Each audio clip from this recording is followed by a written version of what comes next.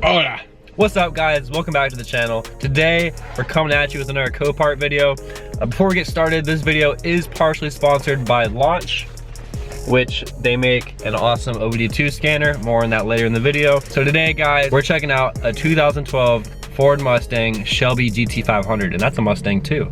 Hello, friend. So usually what we do is we go on the computer and do some research on the car before we go look at it in person. Today, we're gonna go look at the car first and then go back home and check it out on the computer. So to give you guys an idea, like I said, the 2012, it's making what, like 500 something to the wheels? 550. And 510 torque. The estimated retail value before any damage, according to Copart, is $34,500. Right now, the car is at $5,100 with a buy it now for 29 grand. There's also an option on here to make an offer. So there's definitely a lot of room on this car to get a good deal. Now I'm gonna say this before we go any farther, we're not buying this car, we're simply, Farther. Further what? You said farther. Wow, he's actually correcting my grammar for once. Yay. Usually it's vice versa. Before we go any further, guys, I just want to say we're probably not going to buy this. It's a little bit out of our price range, but we're just trying to share some knowledge on Copart, and hopefully this can help y'all out. With that said, it also has 41,000 miles on it. And looking through the pictures, it looks pretty decent. Now, it's in here for, again, we're going to go into a deeper analysis. We're going to go look at it deeper after we're finished looking at it in person, but it does have a salvage title, and it's in here for damage history, whatever that means. So what's funny, the owner's manual for our OBD2 scanner literally has a Mustang as in the little diagram. That's a nice little touch. All right, you ready? Yeah, because I'm hard as shit. We have to film with the AC off. So let's go. Hopefully they let us in with the scanner, bro. I'm gonna go say it's my cock. You guys gonna put it in your pants? I'm putting in my pocket. What the? Wait, I gotta see what you're gonna do here. Hold on. That's not gonna fit, dude. Oh my god. All right, guys, we're out here in Copart. We got the keys. We got the key. We got another key for a Jeep we might check out after the Mustang. But right now we're trying to find the Mustang. There it is. Found it. Found it, mate. Found it. So far, so good from a distance, right? I'll start in it. He cost it. Oh boy. That is a big, key's kind of messed up for you. That kind of sucks. Let's go and check the fluids real quick. Oh, that's good. Zach, that right there, that's good. Hey, it looks like Kool-Aid. The engine oil. It's right here. I have my sunglasses on. What does that look like? There's like barely any on there. So it's low on oil? Yeah. So, as you can see, a little bit low on oil there. All right, we're gonna go ahead and start it up real fast. Hopefully the battery's not dead on it. This is a nice interior. Wow. I dig it. I could see you driving this thing, man. Oh. That's not good. The keys. He just broke, what?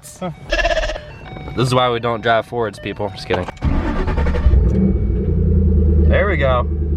There we go. Uh-oh. These what is that?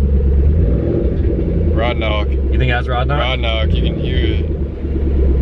Let's go back out and let's see how it sounds from the outside. Okay, give it a quick rip. All right, Zach's gonna get on the gas a little bit.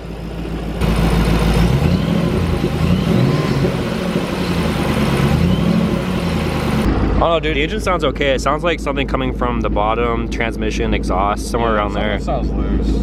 So we're gonna go ahead and crack open the OBD2 scanner we got and see what it pulls up. Oh, plug her in right there.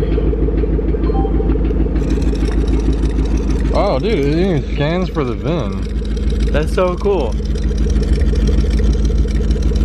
I don't know if it's gonna work or not. Oh wow, I actually did. Without any freaking. Got the VIN number?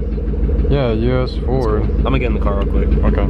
It actually gets to the, it finds the VIN for you on it. So that's pretty cool. Oh, that's cool. So we're actually hooked up to the whole entire system of the car. Body looks pretty straight. Something definitely does not sound quite right.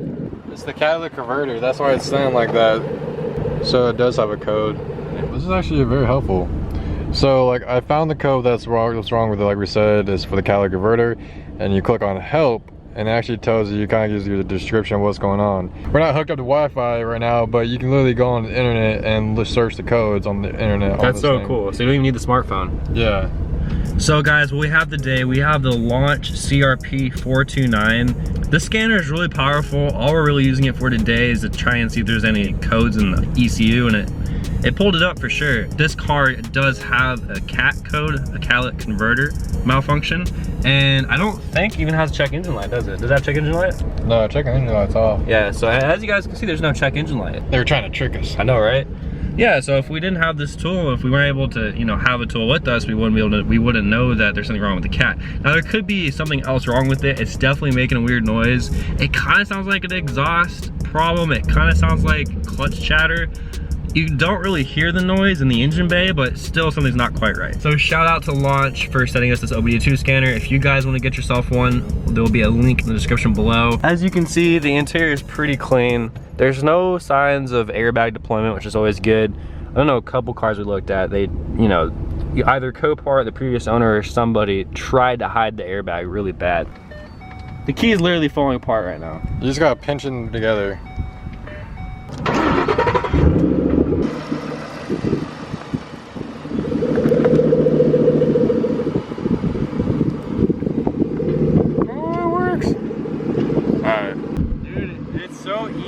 Like, there's so much torque.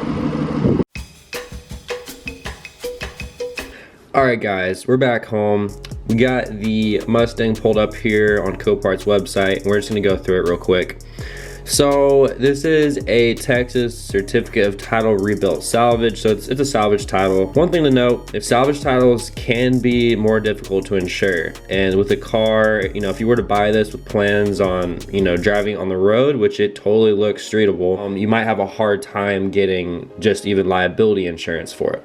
So it does have 41,000 miles, which it says right there, not actual. We'll look into that and see if we can find anything that's fishy. Primary damage, minor dent / scratches, and secondary damage as damage history. It does allow you to do an auto check, but we're not going to do that. We're going to use a different website to check the VIN number for free. As far as the bid information goes, the never bid indicates that we haven't bid on it, and it does have a minimum bid, and the starting bid is at $10,600. Before it went to auction, it was at about $5,100, and now it jumped up to $10,600.